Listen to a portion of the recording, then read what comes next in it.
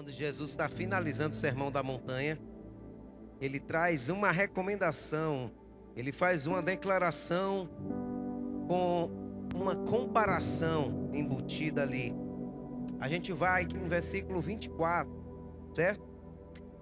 Então você que já achou, diga amém.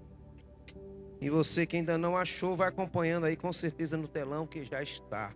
Aleluia. Mateus 7, 24, vou lendo na minha versão aqui, a versão da Bíblia King James. E eu quero que você leia os versículos ímpares e eu vou ler os pares, certo? Então vamos lá? Mateus 7, 24. Todo aquele, pois, que escuta as minhas palavras e as pratica, assemelhá-lo-ei ao homem sábio que construiu a sua casa sobre a rocha. Vocês? 1, 2, 3 já? E desceu. Cadê a voz da igreja? Misericórdia. Tomaram café hoje não? Vou dar chance para vocês de novo. Tem que ficar bonito para Jesus, gente. Não é para mim não. Vamos lá? 25, leia. 1, 2, 3, agora.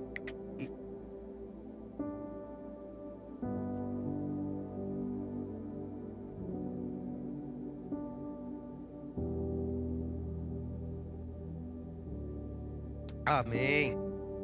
Aquele que ouve estas minhas palavras e não as pratica, compará-lo-ei ao homem que insensato, que edificou sua casa sobre a areia. Diga, o 27, vá, leia. E desceu.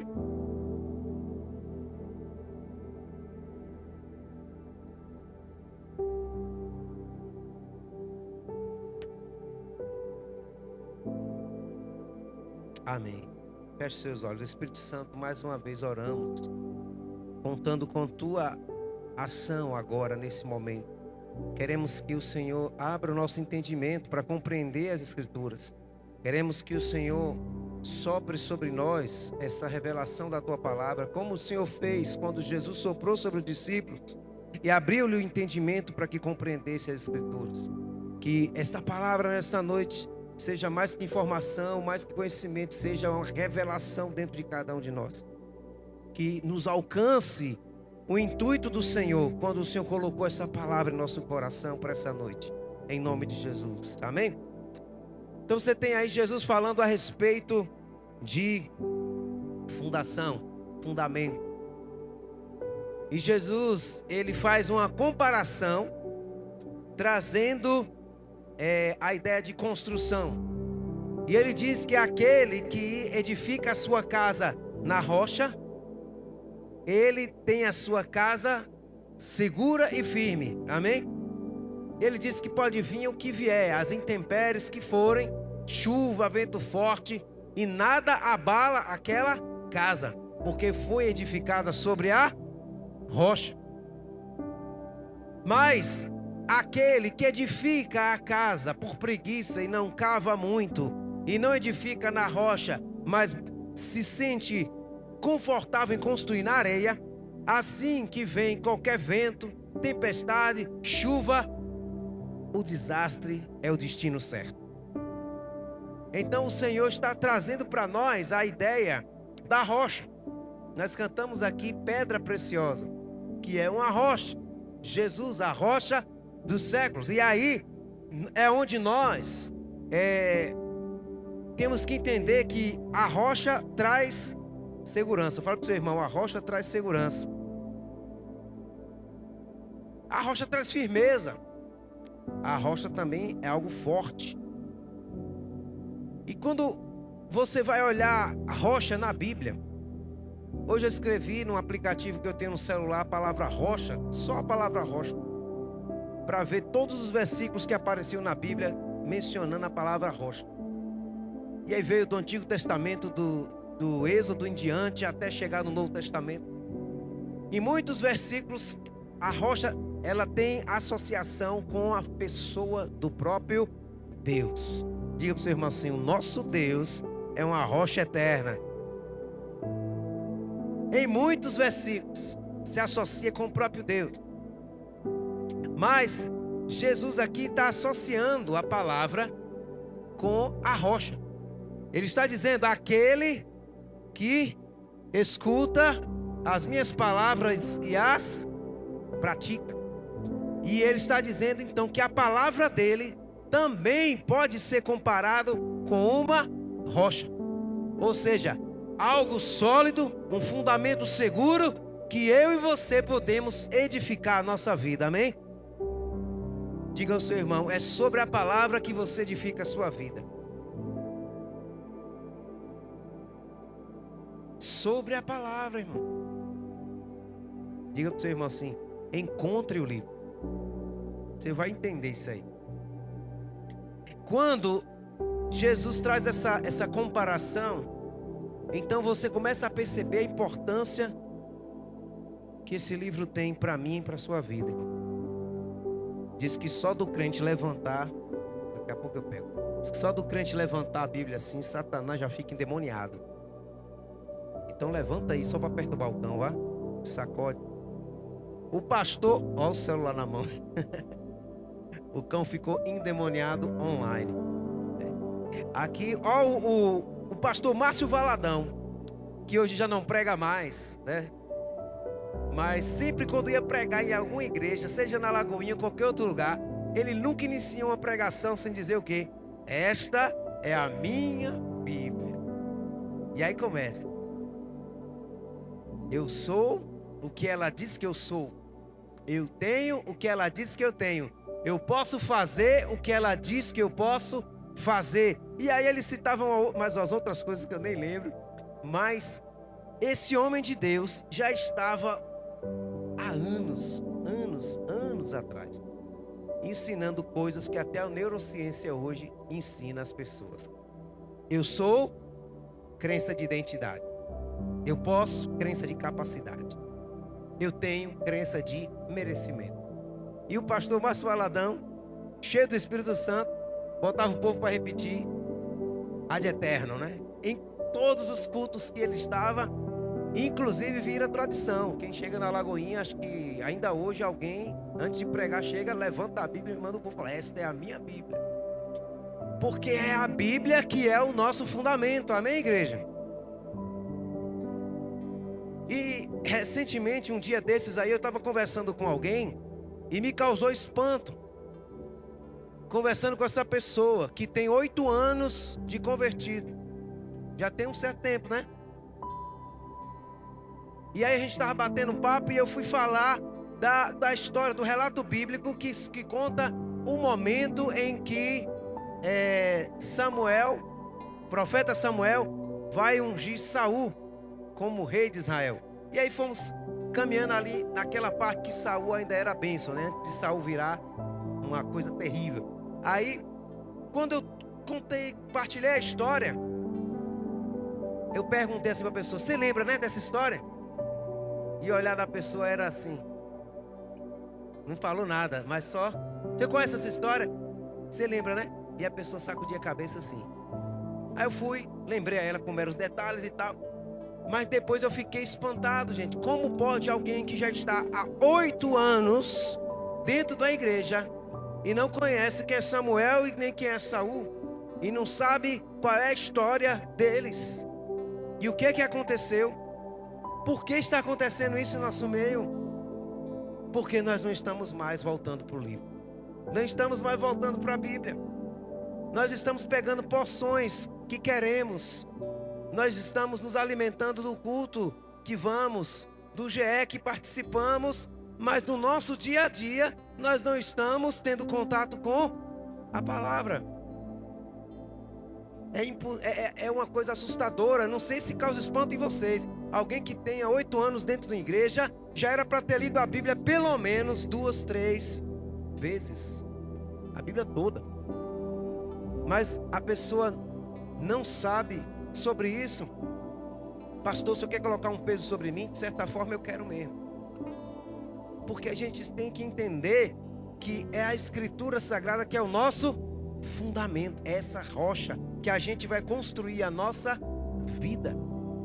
Fale para o seu irmão assim: encontre o livro, meu irmão. Fala com vontade para ele acordar.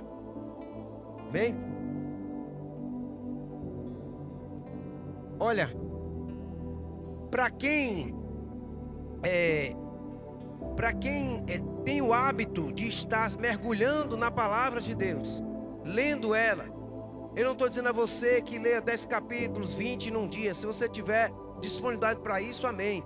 Mas pelo menos que você tenha um tempo de ter contato com a Bíblia. Esse ano temos o devocional, amém? Experiências com Deus. É bom porque você recebe uma palavra do devocional e você também tem um texto bíblico que você vai ler.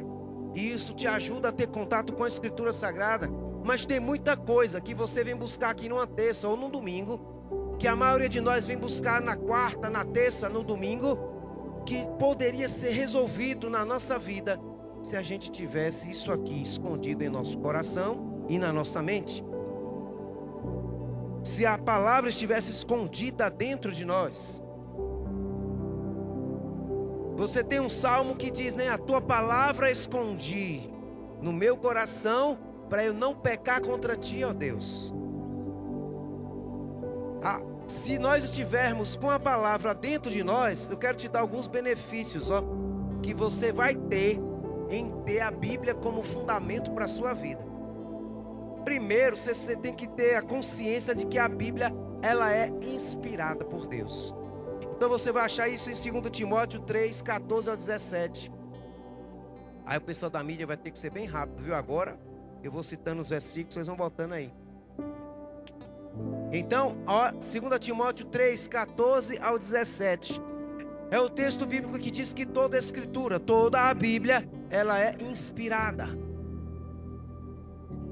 Tu, no entanto, permanece no ensino. O apóstolo Paulo está dizendo ao Timóteo, né? Permanece no ensino que recebeste e sobre o qual tens plena convicção, sabendo perfeitamente quem o tem aprendido.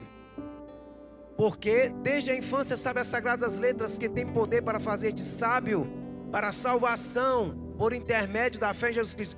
A Bíblia te conduz à salvação, irmão. A Bíblia garante o teu nome no livro da vida. Te livra do inferno. Próximo versículo aí. Toda a Escritura é inspirada. Não é só uma porção, não é só um pedaço, não é aquela parte que eu gosto porque fala comigo, mas aquela que me confronta não é tão inspirada assim. É toda ela, toda é inspirada por Deus e proveitosa para ministrar a verdade, para repreender o mal, para corrigir os erros e para ensinar a viver, para ensinar a maneira certa de viver. Então, olha, esse é um dos primeiros benefícios que qualquer pessoa vai ter se tiver tendo a palavra de Deus como fundamento para a sua vida. A palavra de Deus restaura a alma. Salmo 19, verso 7. Gente, vocês sabem que a maioria dos problemas que nós temos na vida, todos vocês aqui, inclusive eu, não estão muito no nosso corpo, a não ser que você esteja doente, e não estão nem tanto no seu espírito, a não ser que você não tenha aceitado Jesus, porque o espírito daquele que não tem Cristo ainda está como uma lâmpada apagada. É um espírito morto, precisa da vida de Deus dentro dessa pessoa. Mas a maior parte dos nossos problemas, do nosso dia a dia, está no âmbito da nossa alma. O que a Bíblia diz que a alma é? A sua mente, as suas emoções e os seus desejos e vontades. É aí onde estão os grandes problemas do ser humano. É na sua mente que você vai ter crises de ansiedade, se preocupando com coisas que ainda não aconteceu. É na sua mente que talvez você vai ter que lutar contra pensamentos negativos. É na sua emoção que você vai ter que lutar contra o medo que te impede de dar o passo e agir na direção do que você sabe que tem que fazer. É na sua alma onde também tem os desejos e vontades que você luta para não ser dominado por eles. A maior parte dos nossos problemas estão ali no âmbito da alma. E a Bíblia diz, Salmo 19, verso 7, que a palavra de Deus restaura a alma. A palavra restaurar é a ideia de pegar algo quebrado e fazer voltar. Não acolar os pedaços e ficar com as emendas, todo rachado. Fazer voltar ao estado original antes de ser quebrado. Então tudo que aconteceu na tua alma, na tua vida, ao longo de infância, ao longo da adolescência e juventude, tudo, se que foi quebrado por Satanás, por problemas da vida, a palavra de Deus tem o poder de restaurar, ou seja, fazer sua alma voltar ao lugar original daquilo que Deus planejou para a sua vida. Ela restaura a alma. Você percebe que se você tivesse mais Bíblia no seu coração e na sua mente do que você tem hoje, talvez a maioria dos seus problemas já estava resolvido. Aquela pessoa que é impetuosa, que não consegue controlar as emoções, que quando alguém pisa no calo, ela devolve um tapa na cara. E ela é intempestiva, ela não consegue se controlar. Mas ela é crente. Mas ela levantou a mão e aceitou Jesus. E ela tem o nome escrito no livro da vida. Mas se a palavra de Deus não está dentro de você, o Espírito Santo não pode concluir essa obra de restauração na sua vida. Tem algum pedreiro aqui? Ou alguém que trabalha com construção? Tem alguém que está construindo em casa aqui? Reformando e tal? Hércules ali, ó. Joel. Como é que a obra iria andar, Hércules, se você colocasse o pedreiro lá e fosse embora sem colocar o cimento, a brita, a areia, os ferros? A obra não ia andar, não ia para canto nenhum. E o pedreiro ia ficar lá esperando, ou o mestre de obras ia ficar esperando, e a equipe esperando, porque você contratou a equipe, mas não botou os materiais. Se eu e você não nos aproximamos da palavra de Deus constantemente, nós não estamos dando ao Espírito Santo o material que ele precisa para transformar a gente. Porque a missão do Espírito Santo é fazer de mim e de você mais parecido com Jesus a cada dia. Amém, igreja? Não só no poder, não só nas manifestações, mas também na vida, no caráter de Cristo, na missão de Cristo. Então, o Espírito Santo está construindo o caráter de Cristo em mim, em nós. E o material que ele usa para isso é a palavra. Então, se eu não tenho contato com a palavra, ou se o meu contato com ela é muito pouco, o Espírito Santo não tem o material para trabalhar na minha vida. E eu posso estar dentro de uma igreja há 30 anos, mas com a minha alma totalmente imatura, dando trabalho à liderança toda hora, podendo já estar servindo, fazendo muitas coisas para Deus, mas sempre dando trabalho. Por quê? Porque não tem contato com a palavra, e o Espírito Santo não tem o material para poder usar. Vira para a pessoa que está do seu lado e fala isso assim: meu irmão, dá o material para o Espírito Santo trabalhar na tua vida. A restauração da alma está à disposição, amém? Pastor, me diz um problema de alma aí, pastor. Necessidade de aceitação ou necessidade de aprovação. É um problema de alma. E a necessidade de aprovação ou necessidade de aceitação está ligada a uma raiz de rejeição. A pessoa que quer ser sempre aceita ou aprovada por todos, ela não quer ser rejeitada pelo grupo, pelos amigos, por aquelas pessoas que ela admira. Então, esta raiz, essa necessidade de aceitação está presa lá numa raiz de rejeição.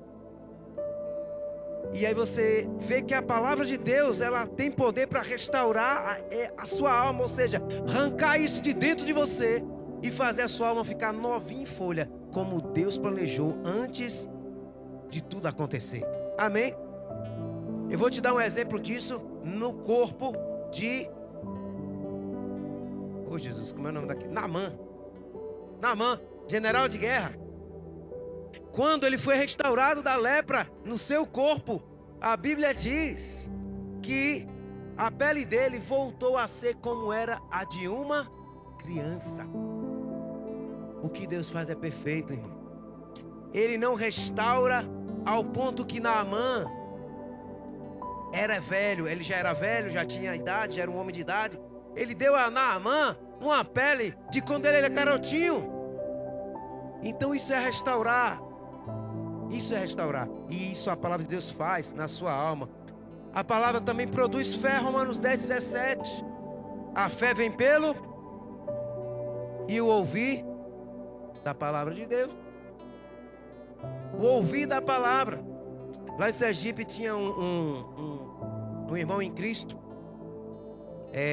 que fazia parte de um grupo de WhatsApp onde o pessoal colocava as notícias dos acidentes nas estradas, nas BRs. Então vinha aquelas fotos e vídeos mais terríveis, né, dos acidentes. E aí ele ficava sempre tendo contato com essas coisas. Um dia me mostrou e tal. E aí o Espírito Santo me incomodou com aquilo. Eu cheguei para ele e falei assim: meu irmão, para de ver essas coisas. Para de alimentar a sua alma com isso. No dia que você viver o problema, viver a crise, porque a Bíblia diz que há dias bons e há dias maus. Então no dia mal, que você viveu uma crise, uma dificuldade, um problema, você vai se ajoelhar para buscar a Deus e querer enxergar a sua vitória e o seu milagre. Aí você fecha o olho, mas o que é que você vai enxergar? A cabeça de um lado que rolou, o braço decepado do outro, o carro virado lá, porque ele alimentou tanto a alma com isso, que é isso que ele vai ver quando ele fechar os olhos. Ele não vai enxergar o milagre e a vitória. Então veja que a fé, ela vem de ouvir a palavra. Então alimenta a tua fé com a palavra. Sua fé hoje deve ser menor do que será amanhã, e deve ser maior do que foi ontem. Daqui a 5 anos, daqui para o final do ano, dezembro, sua fé não precisa ter o mesmo tamanho que tem agora. Sua fé pode e deve crescer para coisas maiores, para crer em Deus para coisas maiores. Mas como a sua fé é acrescentada? É através da palavra.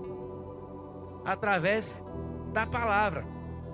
Eu não sei se vocês conhecem um homem chamado, já ouvi falar dele, George Miller. Ele foi conhecido como apóstolo da fé. Tem biografias que contam a vida dele, e ele viveu no século passado. E esse homem era conhecido como apóstolo da fé não por acaso. Por quê? Porque ele tinha um caderno onde ele anotava todos os pedidos de oração que ele fazia a Deus. Numa página era a página que ele anotava os pedidos. Na página ao lado era a página que ele anotava as respostas. E ele colocava ali a data e o dia que ele recebeu a resposta. E quem folheou esse caderno dele, os biógrafos que contam a história dele, diz que tem centenas e centenas de pedidos de oração respondidos. Inclusive alguns deles no mesmo dia. Ele anotava e quando dava de tarde já estava ali botando lá: oração respondida. Você quer que Deus responda as suas orações com urgência? Amém? Esse homem tinha tanta fé, que um certo dia ele tinha um orfanato, ele cuidava de crianças. Então faltou a comida e não tinha o que dar para as crianças no café da manhã. E ele reuniu todas as crianças como de costume, botando no refeitório. Todas elas sentaram nos seus lugares de costume, os pratos em cima das mesas, os talheres ali, os copos ali. Mas ele sabia que não tinha nada na cozinha. E ele chama as crianças e vai agradecer a Deus pelo alimento. Tudo como sempre foi feito de costume, mas não tinha nada lá dentro. E ele ora a Deus e agradece. E quando ele finaliza a oração, alguém está batendo na porta do orfanato. E aí quando vão ver, diz que era um caminhão que levava alguns alimentos e havia quebrado ali nas proximidades. E para não estragar os alimentos, então eles decidiram entregar tudo ao orfanato. Você pode dizer glória a Deus por isso? Esse Deus que fez isso na vida desse homem é o mesmo Deus que você serve, amém? É o mesmo Deus da Bíblia. É o mesmo Deus que pode acrescentar fé em você para coisas maiores. Diga: Deus quer acrescentar fé em você para coisas maiores. Profetiza na vida do seu irmão aí: Deus quer acrescentar fé em você para coisas maiores.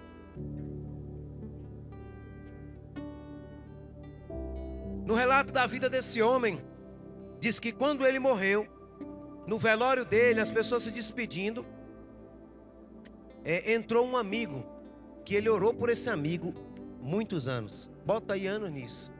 bota aí para mais de 30 anos, talvez mais de 40 anos. Ele orou para Jesus converter o coração duro daquele amigo. E ele morreu. E ele não viu aquele homem se converter. E quando aquele homem chegou no velório e foi se despedir do amigo, algumas pessoas olhavam de canto de olho, cochichavam uns com as outras, dizia: esse homem aí é a única oração que Deus não respondeu a George Miller. E o homem se aproximou do caixão e foi olhar o seu amigo e foi se despedir. Quando ele começa a cair em lágrimas. Sabe aquela história bíblica que diz que quando o defunto tocou os ossos de Eliseu, o defunto ressuscitou? Porque havia ainda unção de Deus nos ossos de Eliseu. Então havia unção de Deus naquele ambiente e na vida daquele homem, mesmo depois de morto. Porque a unção é algo que Deus nos dá para a terra. No céu não precisa de unção não, irmão. Porque no céu não haverá dor, amém? Não haverá lágrima, não haverá mais choro. Deus nos dá unção para ser usada aqui na terra. Então, Eliseu morreu, mas a unção ficou na terra. E George Miller estava morto. Mas aquele homem chega e ele é tocado profundamente pelo Espírito Santo. E no velório de George Miller, ele entrega a vida a Jesus. E alguém dizia: e essa era a última oração que Deus não respondeu. Mesmo depois de morto, Deus respondeu. Sabe por que esse homem era conhecido como apóstolo da fé? Não era por acaso. Quem chuta aí? Eu quero ouvir a voz de vocês. Quem acha que esse homem leu a Bíblia toda em sua vida 10 vezes? Levanta a mão aí. Quem acha que foi mais de 10? Tipo, 20 vezes. Alguém aqui acha que ele leu a Bíblia toda mais de 50 vezes? Qual é o número máximo que você acha que ele leu assim? Chuta aí alguém, grita aí. Quanto? 80? Vou contar aqui para vocês. Ele leu a Bíblia toda ao longo da sua vida 200 vezes. 200 vezes. Homem de carne e osso como eu e como você. E não à toa ele era conhecido como apóstolo da fé. Por quê? Porque ele tinha muito contato com a Escritura Sagrada, irmão. Acontece que os nossos dias são tão cheios de coisas que a gente está tendo pouco contato com a palavra.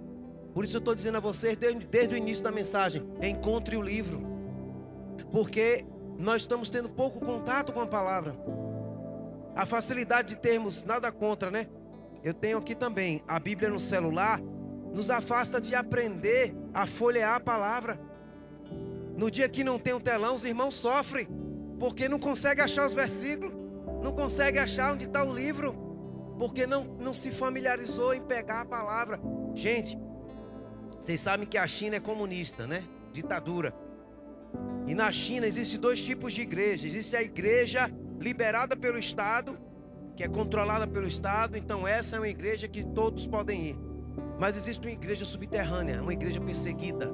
E essa igreja perseguida, de irmãos em Cristo como eu e você, crê em Deus, crê no batismo do Espírito Santo, ora em línguas, crê no Deus que se revela. Esses irmãos, eles não têm a palavra como nós temos. Muitos deles têm uma Bíblia. Há testemunhos que relatam que eles têm uma Bíblia só, como está aqui no púlpito aqui, ó, e uma fila de gente para chegar na Bíblia e ler apenas um capítulo. E sabe quanto tempo leva essa fila para ler um capítulo? Às vezes leva 2 anos. E a pessoa vem, pastor, a pessoa fica 2 anos na fila, não dorme, não come. É claro que dorme e come, né, irmão? Mas ele volta para lá e o lugar dele está lá marcado, né? Então, quando a pessoa chegava e começava a ler, e se deliciando com a palavra, e se alimentando com a palavra, e a alma regozijando, e que ela virava a página e ia começar mais um capítulo, uma mão bate nas costas e fala: ô meu irmão, agora é a minha vez, porque eu também estou 2 anos aqui esperando. Porque eles não têm acesso à Bíblia como nós temos, com liberdade. Então, na nossa vida tão corrida, tão agitada, de tantas atividades e tantas coisas, nós temos dado à palavra de Deus o lugar de prioridade que ela merece, ou que deve ter em nossas vidas. Eu quero ter fé. Você tem tido contato com a palavra? Eu quero ser livre das minhas dores emocionais. Eu quero ter a minha alma curada. Você tem tido contato com a palavra? Tem dado ao Espírito Santo a ferramenta que ele precisa para trabalhar na sua vida? Quando eu era adolescente, e estava na casa dos meus pais, arrumando o quarto. Eu tinha pouco tempo de convertido, aí Satanás soprou um pensamento na minha cabeça: larga esse negócio de igreja, você está muito novo para isso. Vai aproveitar o mundo um pouquinho, depois você volta. E na hora que Satanás soprou esse pensamento na minha mente, eu ali arrumando meu quarto ali, o Espírito Santo puxou de dentro de mim um versículo da Bíblia que eu havia lido. Aquele versículo que diz assim, Jesus, né? Para quem, Pedro dizendo a Jesus, para quem iremos nós, se só tu tem palavra de vida eterna para o nosso coração? E com aquele versículo que veio, eu rebati a tentação do diabo e venci naquele momento. Não tenho nenhum mérito nisso, não sou melhor do que ninguém por isso, mas eu dei ao Espírito Santo o que ele precisava para me ajudar na hora da crise. Irmão, eu quero te dizer, ainda que você esteja lendo a Bíblia, não esteja entendendo nada, leia. Você vai ver que vai fazer diferença na hora que você precisar. O Espírito Santo vai puxar uma palavra que já está aqui dentro, que já está aqui. E essa palavra vai te dar direção, vai te dar força na hora da crise, vai te dar cura, vai manifestar fé em você. E as pessoas não vão entender porque você está feliz e está todo mundo triste, vivendo problema. É o Espírito Santo pegando a palavra e trabalhando na sua vida, amém? Então, não deixe de ter contato com a Escritura Sagrada de maneira alguma, irmão. Eu quero te dizer aqui, ó, a palavra de Deus também nos santifica. João 17:17, uma oração de Jesus, que ele diz assim ao Pai orando: santifica-os na verdade, a tua palavra é a verdade. Se você quer andar com Deus, você não anda com Deus no jeito que você quer, você anda do jeito que Ele quer. O padrão quem estabelece não é você nem eu, o padrão quem estabelece é Ele. Então, eu costumo dizer o seguinte: se eu for na casa de alguém aqui, eu tenho que me adequar à cultura da casa, ao jeito que a casa se resolve. Eu não posso chegar e querer impor para qualquer família aqui que eu for visitar o meu jeito de fazer as coisas na minha casa. Então, com Deus eu não posso chegar e querer andar com Ele da forma que eu acho. Sou eu que tenho que me adequar, subir o sarrafo, né? Subir o padrão para andar com Ele. Isso se chama santidade. Santidade ao Senhor. Santidade não é o contrário de pecado. Santidade é aquilo que não é comum. Muitas coisas que Deus vai pedir a você como renúncia não são pecado, mas para você o Espírito Santo está te pedindo. E aí você abandona algumas coisas, porque você entende que Deus está querendo um negócio mais chegado com você. E aí Ele está te dando, te elevando o padrão. Santifica-os na verdade, a tua palavra é a verdade. Quem quer ver Deus aqui? Amém? Hebreus 12:4 diz o quê?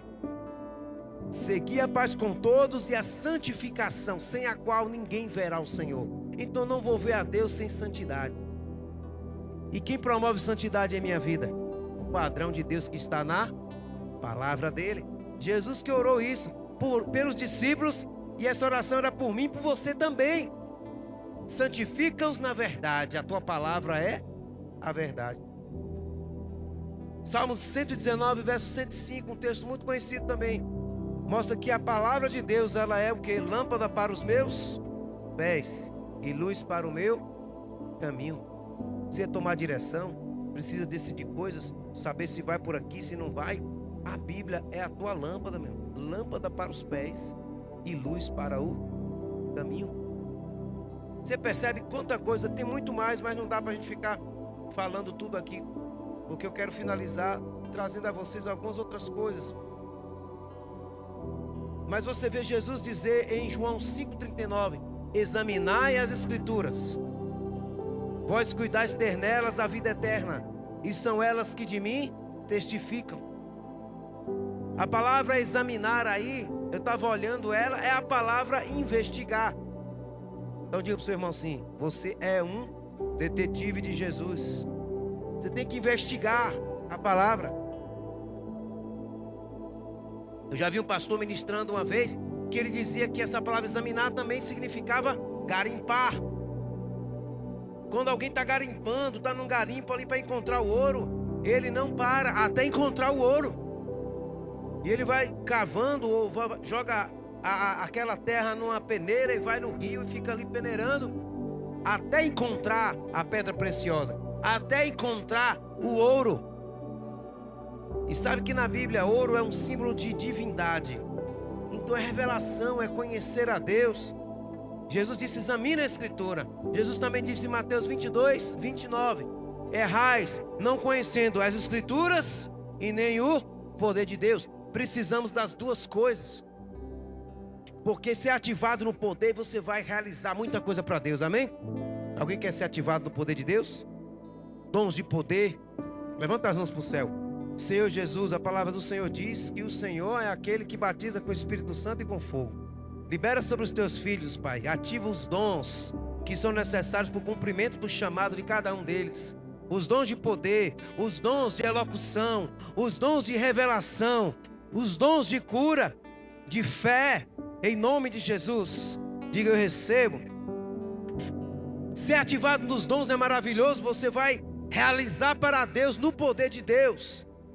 Mas Jesus está dizendo: errais em não conhecer as Escrituras e nem o poder de Deus. Você não pode só ficar no poder sem conhecer a Escritura, irmão. Porque conhecer a Escritura é o que aperfeiçoa o teu caráter. É o que faz a você ser parecido com Jesus. É o padrão da palavra entrando na tua vida e você ensinando em tua casa aos teus filhos e você transmitindo às pessoas no caminho. As duas coisas são importantes. Já diz Oséias no capítulo 4, verso 6: o meu povo perece porque lhe falta o conhecimento. Nós estamos na geração, Mota, que tem mais conhecimento, né? Esse conhecimento está disponível fácil. É tanta informação na internet, tanta informação, e a maioria delas é inútil. E só faz sobrecarregar o cérebro, cansar você, e isso gera ansiedade, acelera o pensamento. É tanta informação, irmão, tanta informação, que a gente até cansa. Mas o que a Bíblia está falando aqui de conhecimento não é o conhecimento secular, nem o conhecimento comum. A Bíblia diz que o meu povo perece porque lhe falta o conhecimento. Isso aqui é conhecimento do reino de Deus, conhecimento revelado, conhecimento das coisas do céu, conhecimento das coisas do reino, conhecimento de Deus. Então precisamos disso. E o que Deus tem para mim, para você, está revelado aqui. Passa a mão na sua Bíblia e folheia ela assim, só para fazer barulho. Está revelado aí, irmão, dentro da Escritura Sagrada. Dentro da Escritura Sagrada. Se você der uma olhadinha em Mateus capítulo 4, versículo 1 em diante, abre aí para a gente ler esse texto e a gente vai caminhando para finalizar aqui essa mensagem. Mateus 4. Olha como Jesus reagiu a Satanás diante da tentação no deserto. Mateus 4, verso 1. Então foi conduzido Jesus pelo Espírito ao deserto para ser tentado pelo diabo. Já começa te mostrando aí que muitas vezes tem coisas que prova, situações que podem ser semeaduras que você plantou, mas outras são o próprio Deus que te empurra para elas, para você crescer. E Deus e o Espírito conduziu Jesus ao deserto. E quando ele jejuou 40 dias e 40 noites, ele teve fome.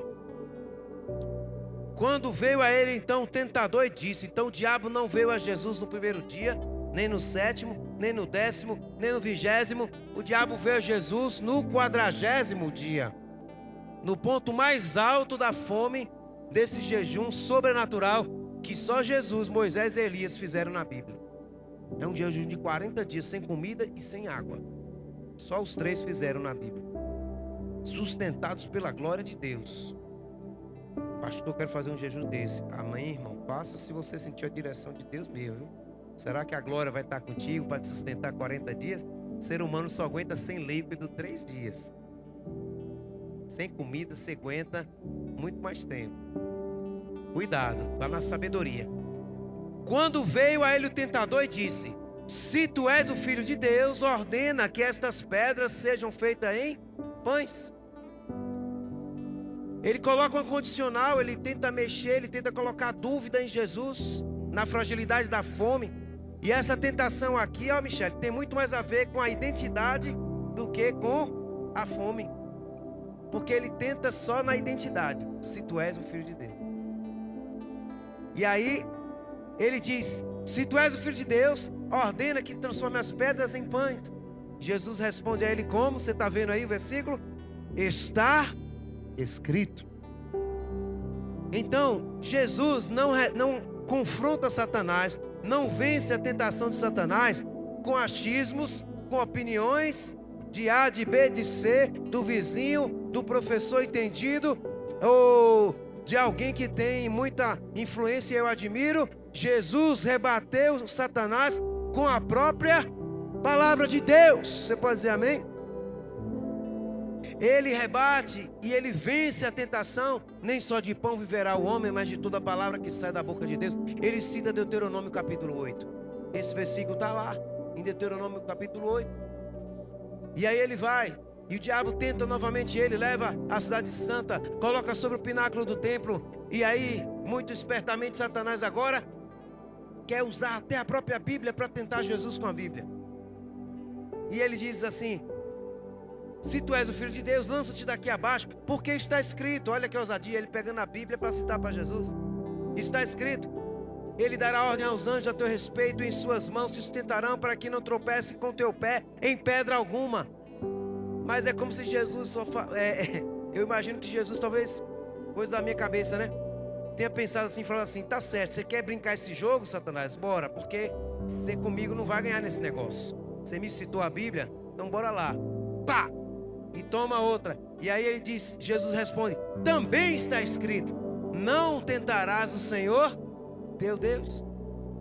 Novamente o diabo levou ao monte altíssimo, mostrou todos os reinos do mundo e a sua glória, e disse: todas essas coisas eu te darei, se prostrado me adorares. Já começou a apelar, né? E aí vem Jesus e responde: vai-te, Satanás, porque está escrito. Todas as 3 vezes Jesus rebate usando a palavra. Você está entendendo que é com a palavra que você vai vencer o inimigo, irmão? A Bíblia diz que fala do escudo da fé, mas fala que a espada do Espírito é o quê? A palavra de Deus. Ninguém vence uma batalha apenas se defendendo. Se defendendo, você tem que ter o escudo da fé, mas você tem uma espada, já está contigo, à tua disposição, é a palavra de Deus, amém? Mas eu e você temos que aprender a manuseá-la. 2 Timóteo 2,15, o apóstolo Paulo diz a Timóteo: procura apresentar-te a Deus aprovado, como obreiro que não tem do que se envergonhar, mas que maneja bem a palavra da verdade. Quando eu me converti, alguém citou esse versículo para mim, e a pessoa dizia: o advogado, não é não, Ruster, tem que entender de leis. Tem o Vadimeco, né? Pá, aquele livrão grandão, cheio de códigos. O advogado tem que entender de leis, e às vezes você vê o advogado citar incisos e artigos de determinado código de cabeça, porque é o dia a dia dele. E o médico tem que entender da medicina, e o psicólogo tem que entender da alma humana, e o crente, o discípulo de Cristo, tem que entender da palavra de Deus, amém, irmãos? Procura apresentar-te a Deus aprovado, como obreiro que não tem do que se envergonhar, mas que maneja bem a palavra da verdade. Eu cortava cabelo aqui em feira num pastor, que hoje ele não tem mais salão, e ele disse que uma certa vez foi pregar numa igreja. E aí o pastor, antes de dar a palavra para ele, na hora de fazer o convite para ele pregar, ele falou assim: eu queria que você fosse lá na minha igreja dar uma palavra, tal. Amém, pastor, que bom, eu vou lá sim. Mas fala aí para mim, meu irmão, o que é que está escrito em Jonas capítulo 5, versículo 2. É Jonas que só tem 4 capítulos, não é isso, irmão? Aí ele tentou pegar o cara assim, ele falou: não, pastor, Jonas só tem 4 capítulos. Aí ele: pronto, está aprovado, pode pregar na minha igreja. Não vai falar besteira. Tem que manejar bem a palavra da verdade. Tem que manejar bem a palavra da verdade. Eu quero que você fique de pé. E tudo que eu falei para vocês foi só fundamentando para chegar nessa parte aqui que é mais profética do que de instrução. Eu estava no culto domingo lá no Geórgia, o Anderson está aqui, estava lá com a gente. E eu já ia falar sobre isso mesmo, sabe? Mas o Espírito Santo me incomodou ali na hora do louvor e me fez lembrar um texto de 2 Crônicas, capítulo 34. Eu quero ler com você só o versículo 14 em diante. Mas vou te dar o contexto, que é do rei Josias, que esse capítulo está falando. Quem era Josias? Josias foi elevado ao cargo de rei com 8 anos de idade. Quando ele tinha 16 anos, o texto do capítulo 34 diz que ele passou a buscar ao Deus de Davi, seu pai. Ele começou a se dedicar com 16 anos a buscar a Deus intensamente. E quando ele tinha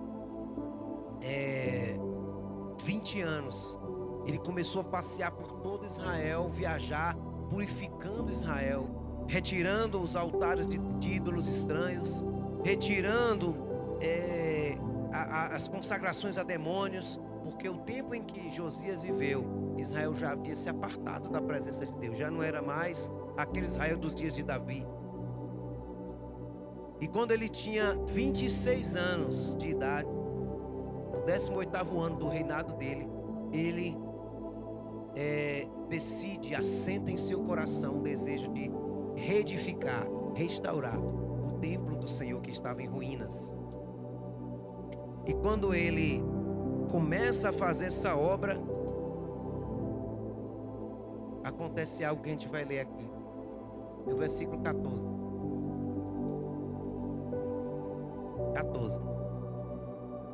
Isso. Enquanto distribuíam o dinheiro que se havia trazido como oferta à casa de Yahvé, o Senhor, o sacerdote Ilquias encontrou o livro da Torá, lei do Senhor, dada por intermédio de Moisés. Próximo. Então Ilquias comunicou ao secretário Safã: achei o livro da Torá, lei na casa de Yahvé, o Senhor. E entregou o livro nas mãos de Safã. Safã levou o livro ao rei e contou-lhe: eis que teus servos estão fazendo tudo quanto lhes ordenou. Tomaram a prata encontrada no templo do Senhor e entregaram nas mãos dos superintendentes e nas mãos dos que fazem a obra.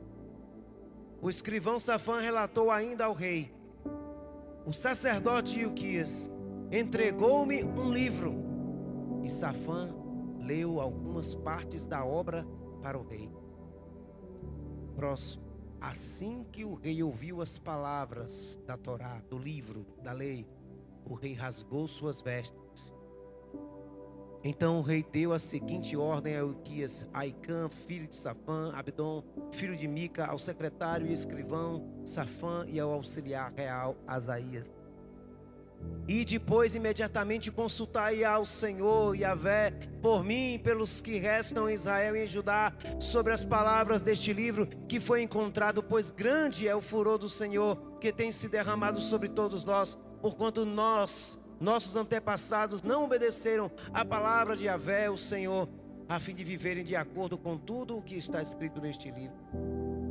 Então Ilquias e os mensageiros do rei foram falar com a profetisa Uda, esposa de Salum, filha de Tocate, neto de Arás, e responsável pela guarda e conservação das vestimentas reais. Ela morava no Mishné, a cidade baixa, o bairro novo de Jerusalém. Pode parar por aí, irmão. Você entende que eles estavam reformando o templo e no meio dos entulhos, no meio dos escombros da obra, eles começam a tirar tipo os entulhos ali para jogar fora do que foi quebrado. E eles acham a Bíblia. Eles acham o livro da lei de Deus. Como pode um templo funcionar, uma nação separada por Deus ser regida ao esquecimento da palavra, ao esquecimento da Escritura? Por isso eu disse a você desde o início: encontre o livro, meu irmão. É tempo de encontrar novamente o livro. É tempo de você encontrar novamente na sua casa, não só no GE, não só no culto. É tempo de você. Você sabia que você pode pegar, você acha áudio da Bíblia? A gente faz tanto isso, a gente ouve áudio de podcast, né? Eu gosto muito de ouvir. E aí, você acha áudio, você pode dormir ouvindo a Bíblia. Eu conheci um pastor que ele era um mestre nas Escrituras. E ele confessou certa vez que além dele ter muito apego com a Bíblia durante o dia que ele lia, à noite quando ele ia dormir, ele sempre dormia ouvindo a Escritura Sagrada. Ele sempre colocava a Bíblia rolando lá, o áudio da Bíblia. E a Bíblia está entrando, e a Bíblia está entrando, e a fé está vindo, e a cura está chegando, e a visão está chegando, e a revelação de Deus está aumentando. E você vai cada vez mais se colocando naquele lugar que Romanos fala, que a criação aguarda a manifestação do Espírito de Deus. E você vai se enchendo disso. Mas como pode, irmão, esquecerem, desprezaram tanto a palavra que estava jogada no meio dos escombros, dos entulhos. Talvez quase pudesse ter sido jogado fora. Se alguém não prestasse atenção e botasse numa caçamba, sei lá, numa carroça. Vira para o seu irmão e diz assim: é tempo de encontrar o livro novamente. Feche os seus olhos, vamos orar. Eu creio em meu coração que o Espírito Santo nos chama para esse lugar de alinhamento. Talvez você não conhece a Bíblia ainda. Talvez você tem dificuldade na leitura. Pastor, eu começo a ler, me dá sono. Eu começo a ler, não entendo nada. Continua lendo, irmão. Se te dá sono, muda o horário. Não lê de noite, lê de dia. Se te dá sono até de dia, pega o áudio da Bíblia, escuta, mas tenha contato com ela. Eu vou te dizer uma coisa. Pela misericórdia de Deus, pela graça de Deus, esse ano eu vou completar 30 anos que eu entreguei minha vida a Jesus. Pode dar grito aí, quem deu um meu tímido aí, né? Meu tímidozinho aí. 30 anos. E eu vou te falar, nesse período, eu já vi pessoas de muita oração e experiências espirituais caírem. Mas eu nunca vi alguém que tem fundamento sólido na palavra fraquejar na sua fé. Eu não estou dizendo a você que não deve orar. Ore e ore muito. Eu não estou dizendo a você que não busque experiências espirituais. Busque. Mas balanceie, é o que Jesus falou, as Escrituras e o poder de Deus. Todas as pessoas que têm contato com a palavra e têm ela em seu coração e sua mente, permanecem. E a Bíblia diz que o Senhor quer que você permaneça. Amém? O Senhor quer que você permaneça. O Senhor não quer que você seja levado de um lado para o outro como a onda do mar. Não quer que na primeira crise você desespere e jogue tudo para cima. O que vai te causar um fundamento sólido, o que vai fortalecer tua fé para você passar por anos e anos e anos com o Senhor, até que Ele venha ou que Ele te chame antes, é se você tem a palavra de Deus. Minha avó já é falecida por parte de mãe, mas ela era de uma igreja tradicional. Não cria nos... Apesar da igreja não crer, mas ela cria, né? Nos dons do Espírito. Não falar em línguas. Mas ela, acostumada com a igrejinha dela, ficou muitos anos na igreja Batista Memorial, lá em Ilhéus. E minha avó, eu sempre vi, quando tinha contato com ela, todos os dias ela lendo a Bíblia. E ela lia toda a Bíblia, todo ano. Ela tinha seu programinha de leitura e todo ano ela lia. Eu não sei se você está como eu, que talvez, eu confesso a vocês que hoje eu não leio tanto a Bíblia quanto eu já li. Por isso o Espírito Santo me coloca nesse lugar de alinhamento também. Preciso ler mais novamente a palavra. Principalmente a gente que é chamado ao Senhor como sacerdote. Se o irmão que está na cadeira está lendo 5 capítulos por dia, a gente tem que ler muito mais, irmão. A gente tem que mergulhar muito mais. Mas talvez você não está lendo tanto quanto você já leu. É hora de você se alinhar com o Espírito Santo agora. Talvez você nunca leu a Bíblia toda. É hora de você se determinar esse ano a vencer isso. E deixar a palavra de Deus entrar em seu coração e dar ao Espírito Santo o material que ele precisa para fazer de você, marido, um marido melhor. para fazer de você esposa, uma mulher de Deus sábia, para ver a palavra entrando na mente dos seus filhos dentro de sua casa. Levanta suas mãos, começa a falar com o Espírito Santo em nome de Jesus. Em nome de Jesus. Em nome de Jesus. Em nome de Jesus. Levanta a sua voz, não espera pela pessoa que está do seu lado. Comece a orar. Comece a colocar sua vida. Se você não tem dado a palavra de Deus a prioridade, o lugar de honra que ela precisa na sua vida, então peça a Ele perdão agora. O Pai se compadece dos filhos. O Pai se compadece daqueles que o temem. Talvez você entendeu nessa noite que tudo que você vem buscar num culto, numa terça, uma palavra que te levante, você já poderia estar muito mais na frente se tivesse contato com a palavra. É tempo de encontrar o livro. É tempo de se apaixonar novamente por esse livro. É tempo de se apaixonar novamente. É tempo de buscar com fome. A sua alma sempre terá fome daquilo que você alimenta ela. E se você der a palavra de Deus para ela, sua alma ficará extremamente satisfeita, mas ao mesmo tempo sedenta por mais, querendo mais, querendo mais, querendo mais. E Deus quer se revelar a você, e Deus quer se mostrar a você, e Ele quer te munir de ferramentas, de armas, para continuar vencendo. E tudo isso já está à tua disposição, dentro da palavra de Deus. Levanta a tua voz em nome de Jesus. Vamos ser mais violento na oração agora. Não fica tímido, não fica tímido agora. Coloca a sua vida diante do altar. Coloca agora o seu coração. Coloca agora a sua mente. Os pensamentos que te perturbam vão embora se você estiver cheio da palavra. Aleluia.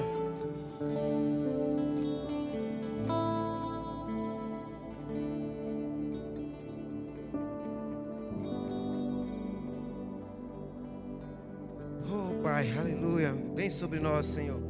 Vem sobre nós nessa noite. Nós estamos aqui, Espírito Santo. Nós estamos aqui para que o Senhor nos encha novamente de fome, de sede pela Tua palavra.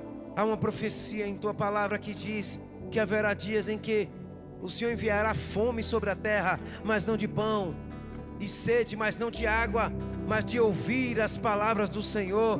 Então é o tempo, Senhor. Erga as suas mãos e diga a Deus: eu quero essa profecia na minha vida, eu quero esse cumprimento na minha vida. Vamos buscar a face do Senhor. Aleluia. Pai, canta essa canção em nome de Jesus.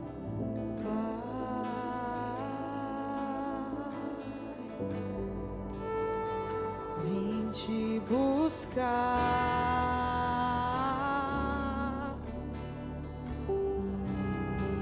meu coração queimou de amor, queimou por ti.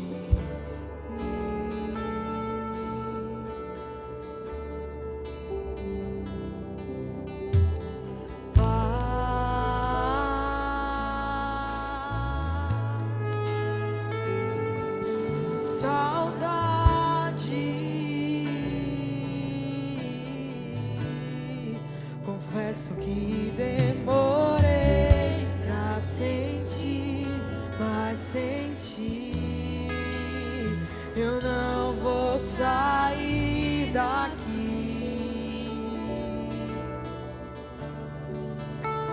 sem te tocar,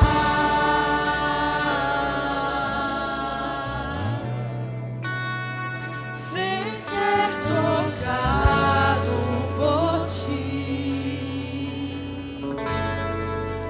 Nada vai me atrair,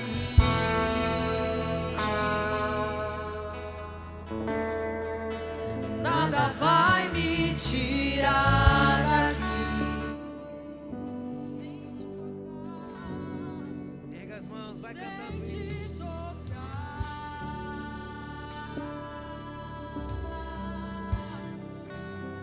sem ser tocado por ti, nada vai me atrair.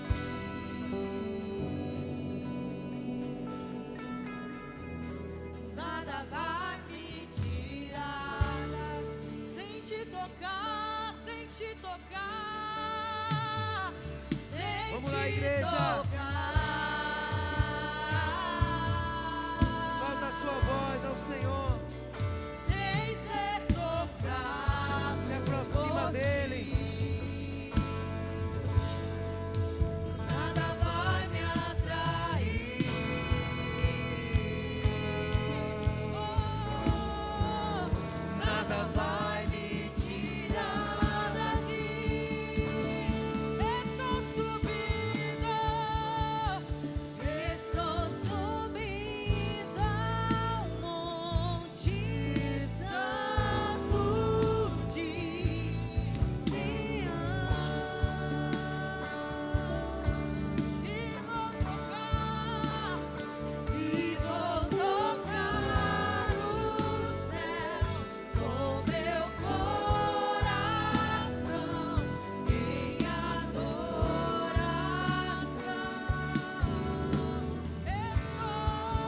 O caminho está preparado. Sobe, sobe, sobe, sobe. A mão está estendida. A mão que tirou Pedro do afundar nas águas está estendida, te dizendo: vem, vem aqui para cima. A voz que disse a João no Apocalipse: sobe para cá, e eu te mostrarei as coisas que hão de acontecer. Essa mesma voz está falando contigo nessa hora. Sobe, sobe. Nada vai me abalar neste lugar. Aleluia. Nada vai me abalar. Junto à pedra estou, pedra preciosa. Nada vai me abalar. Junto à pedra estou, pedra preciosa. Nada vai me abalar. Junto à pedra estou,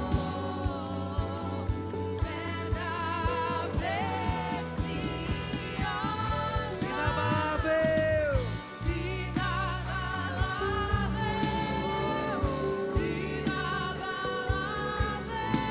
inabalável, pedra preciosa é o meu Senhor. Inabalável,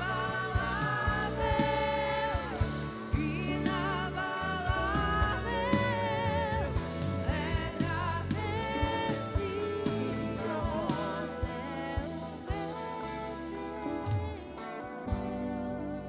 E aquele que ouve as minhas palavras e as pratica, assemelhá-lo-ei ao homem que edificou a sua casa sobre a rocha.